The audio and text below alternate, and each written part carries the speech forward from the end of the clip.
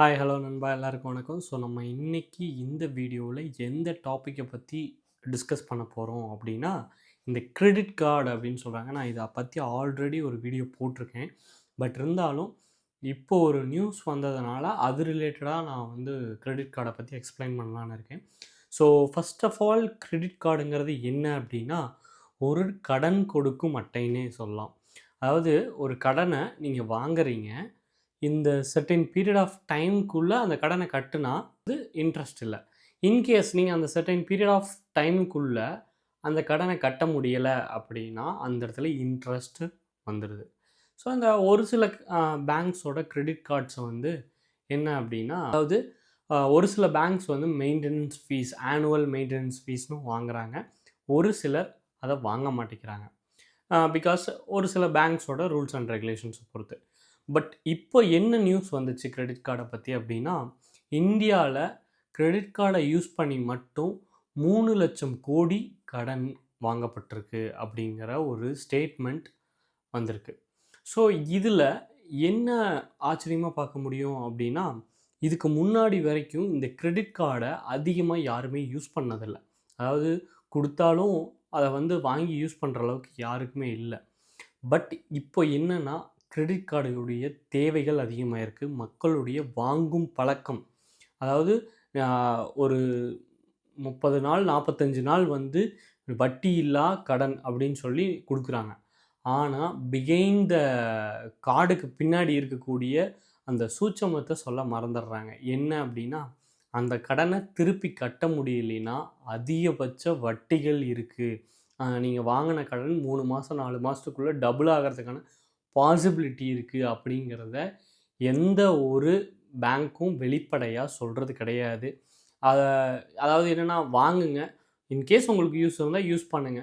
இல்லன்னா விட்டுருங்க. அதே மாரி நெறைய பேரு இந்த கிரெடிட் கார்ட வாங்கி யூஸ் பண்ணிட்டு அந்த டேட் அண்ட் டைம்ல கட்டாம விட்டுர்றாங்க. ஸோ, அதனால நீங்க நார்மலா வெளிய கடன் வாங்குறத விட, அது பல மடங்கு கொடூரமா இருக்கும். ஏன் அப்டின்னா, ஆ அதாவது ஒரு கிரெடிட் கார்ட்ல ஒரு ரூ. 10 கட்டல பெண்டிங் வச்சுட்டீங்கன்னா கூட, அது வந்து பல மடங்கு இன்ட்ரெஸ்ட்ட அதிகப்படுத்திரும். கடைசியா பார்த்தீங்கன்னா, ஒரு செர்டைன் பீரியட் ஆஃப் டைம்ல அது ஒரு பெரிய தொகையா வந்து நின்றும். ஸோ கிரெடிட் கார்டு இப்போ நீங்க வச்சிருக்கீங்கனாலும் சரி, இல்ல யூஸ் பண்ணிட்டு இருக்கீங்கனாலும் சரி, இல்ல நான் இதுக்கு முன்னாடி கிரெடிட் கார்டு யூஸ் பண்ணதில்ல, வாங்கலான்னு ஒரு ஐடியால இருக்கேன் அப்படின்னாலும் சரி, இல்ல எனக்கு கிரெடிட் கார்ட பத்தியே தெரியாது, எனக்கு சுத்தமா ஐடியாவே இல்ல அப்படின்னாலும் சரி, கிரெடிட் கார்ட ப்ராப்பரா நீங்க பர்ச்சேஸ் பண்ணி, ப்ராப்பரா நீங்க யூஸ் பண்ணீங்க அப்படின்னா, இட்ஸ் அ டூல். அதாவது என்னன்னா, 40 நாள், 45 நாளைக்கு வட்டியில்லா கடன் தான். நெறைய பேங்க் சைடு இருந்தும் வந்து கால் பண்ணி, இந்த மாரி EMI interest rate bank side குறைச்சிருக்காங்க சார். நீங்க வேணும்னா வாங்கிக்கலாம் சார்.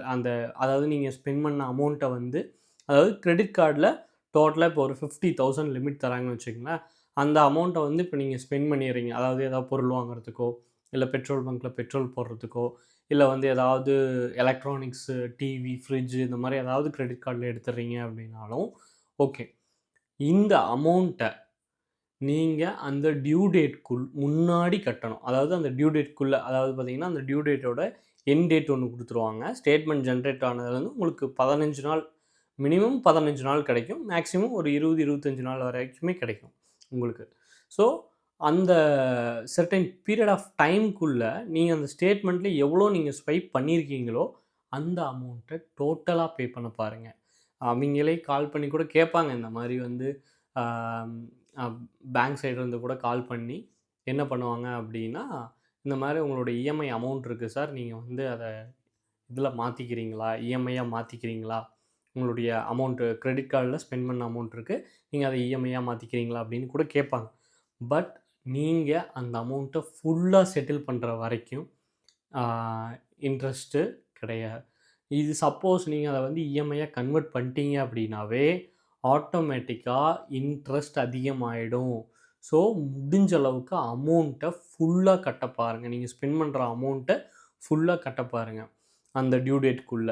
நீங்க அதுக்கு முன்னாடி இருந்துச்சுன்னா கூட கொஞ்சம் கொஞ்சமா கூட நீங்க அதில கட்டி கட்டி ஆட் பண்ணி க்ளோஸ் பண்ணிக்கலாம். அந்த டியூ டேட்டுக்கு முன்னாடி டோட்டல் அமௌண்ட் பெய்ட் ஆயிருக்கணும். அத மட்டும் பார்த்துக்கணும். ஸோ, இந்த கிரெடிட் கார்டு வாங்குறதுனால என்ன பெனிஃபிட்ஸ் அப்டின்னா, நெறைய இடத்துல ரிவார்ட் பாயிண்ட்ஸ் கிடைக்குது. ஸோ, நீங்க ஒரு நாளைக்கு ஒரு பொருள் வாங்குறீங்க அப்படின்னா கூட, இந்த ரிவார்ட் பாயிண்ட்ஸ நீங்க வந்து அந்த பொருளுக்கு பே பண்ணும்போது, உங்களுக்கு 500, 1000 வந்து டிஸ்கவுண்ட்ஸ் கிடைக்கும். அதே மாரி பார்த்தீங்க அப்படின்னா, ஒரு சில ப்ராடக்ட்ஸுக்கு இந்த கிரெடிட் கார்ட்ஸ் இந்த பேங்கோட கிரெடிட் கார்டு போட்டீங்க அப்படின்னா, உங்களுக்கு 2000, 3000 ரூப்பீஸ் வந்து ஆஃபர் இருக்கு. அப்படிங்கிற இதுவும் இருக்கு. ஸோ உங்கள பேஸ் பண்ணி அதாவது நீங்க என்ன பொருள் வாங்க போறீங்களோ, அதுக்கு தகுந்த மாரி நீங்க வந்து யூஸ் பண்ணி வாங்கிக்கலாம். ஸோ அதனால பெனிஃபிட்ஸ் இருக்கு. உங்களுக்கு வந்து இந்த கிரெடிட் கார்டு யூஸ் பண்றதுனால நெகட்டிவ்ஸ் மட்டுமே கிடையாது. அதில நெறைய பாசிட்டிவ்ஸ் இருக்கு. பட் நீங்க அத ப்ராப்பரா நான் சொன்ன மாரி டியூ டேட்க்குள்ள ஃபுல் பேமெண்ட் கட்டுனீங்கன்னா மட்டும் தான் அது உங்களுக்கு பாசிட்டிவா இருக்கும். இன்கேஸ் நீங்க அத வந்து அந்த டியூ டேட்க்குள்ள ஃபுல்லா கட்ட முடியல அப்டின்னா, அது ரொம்ப ரிஸ்க்கா போயிடும். ஸோ கிரெடிட் கார்டு வாங்குறீங்க அப்டின்னா, ஆனுவல் மெயின்டனன்ஸ் ஃபீஸ் இருக்கான்னு கேளுங்க.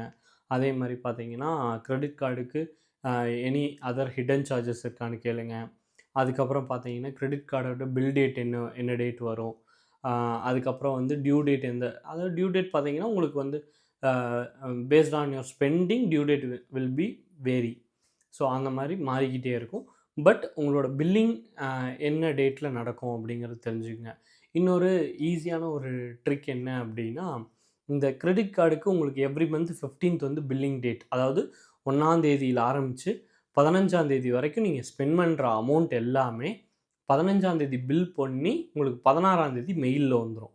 ஸோ நீங்க 1லேருந்து 15க்குள்ள நீங்க ஸ்பெண்ட் பண்ற அமௌண்ட்டுக்கு, அதுக்கு அடுத்த மாசம் பார்த்தீங்கன்னா 1ஆம் தேதிங்கும்போது உங்களுக்கு 1ஆம் தேதி இல்ல வந்து 2, 3ஆம் தேதி அந்த ரேஞ்ச்ல பார்த்தீங்க அப்டின்னா, அ உங்களுக்கு வந்து அந்த டியூ டேட்டுங்கிறத ஃபிக்ஸ் பண்ணிருவாங்க. இதுவே நீங்க ஒரு ப்ராடக்ட் வாங்குறீங்க அப்டின்னா, 16ஆம் தேதி வாங்குறீங்க அப்டின்னா, அந்த 16ஆம் தேதி உங்களுக்கு அடுத்த மாசம் 15ஆம் தேதி தான் பில்லிங் சைக்கிள் இருக்கு. ஸோ, நீங்க அடுத்த மாசம் 15 பில்லிங் ஆச்சு அப்டின்னா, அதுக்கு அடுத்த மாசம் தான் உங்களுக்கு வந்து வரும். அதாவது பார்த்தீங்கன்னா, இதில பார்த்தீங்கன்னா ஒரு 15 நாளு, 15, 16 நாள்னு வச்சுக்கங்களேன். அடுத்த மாசத்துல 15 நாள், 30 நாளு. அந்த பக்கம் ஒரு 10 நாள் பக்கமா இருக்கும் உங்களுக்கு. டோட்டலா பார்க்கும்போது உங்களுக்கு கிட்டத்தட்ட 40, 45 நாள் பக்கமா உங்களுக்கு வந்துரும். ஸோ, முடிஞ்ச அளவுக்கு அந்த பில்லிங் டேட்டுக்கு அடுத்த நாள் ஒரு பொருள் வாங்கணும் அப்படின்னு ஃபிக்ஸ் பண்ணீங்க அப்படின்னா, ஒரு பெரிய அமௌண்ட்ல ஒரு தொகையில இருக்க பொருளு, நமக்கு வந்து ஒரு டைம் பீரியட் வேணும் அப்படின்னு நெனச்சீங்க, நம்ம ரீபே பண்றதுக்கு ஒரு டைம் பீரியட் இருந்தா நமக்கு பெட்டரா இருக்கும் அப்படின்னு நெனச்சீங்க அப்படின்னா, டெஃபினட்டா அந்த பில்லிங் டேட்டுக்கு அப்புறம் அடுத்த நாள் ஸ்பெண்ட் பண்ணுங்க. அது வந்து அடுத்த மாசம் பில்லிங்க்குள்ள தான் வரும். ஸோ, வர மந்தோட பில்லிங்ல உங்களுக்கு அது வராது. ஸோ, அத வந்து தெளிவா பார்த்துட்டு அது பண்ணுங்க. அ அதாவது நான் வந்து ஃபினான்ஷியல் அட்வைசர் கிடையாது. ஸோ, அ நீங்க உங்களுடைய கன்சர்ன் என்னங்கிறத தெரிஞ்சுக்கிட்டு, உங்களுடைய ஃபினான்ஷியல் அட்வைசர கேட்டுட்டு, அ அதுக்கப்புறம் நீங்க இத டிசைட் பண்ணுங்க. நான் வந்து இத வந்து எஜுகேஷனல் பர்ப்பஸ்க்காக மட்டும் தான் இந்த வீடியோவ நான் மேக் பண்றேன். இந்த மாரி மோர் இன்ஃபர்மேட்டிவ் வீடியோஸ் எல்லாம் உங்கள தேடி வரணும் அப்டின்னா, என்னோட சேனல சப்ஸ்கிரைப் பண்ணிக்கங்க. Until then this is Sivaram signing off.